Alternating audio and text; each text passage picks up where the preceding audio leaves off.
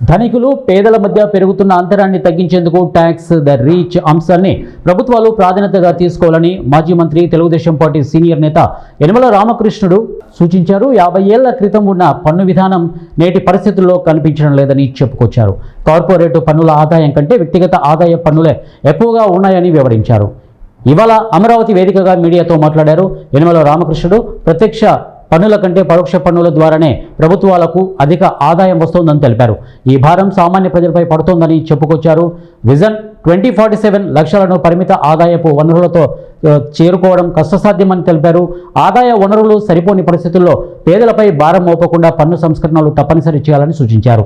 కేంద్ర రాష్ట్ర ప్రభుత్వాల ఆదాయం పెంచేందుకు ట్యాక్స్ ద రీచ్ సంపద పన్ను కేంద్రం నుంచి గ్రాంట్స్ ఇన్ ఎయిడ్ పెంచాలని పేర్కొన్నారు.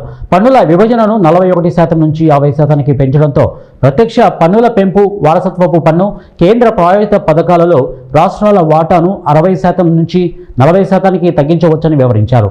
ఈ క్రమంలో ఎస్టేట్ డ్యూటీ అమలు వంటి తదితర అంశాలను పరిగణలోకి తీసుకోవాలని యనమల రామకృష్ణుడు కోరారు.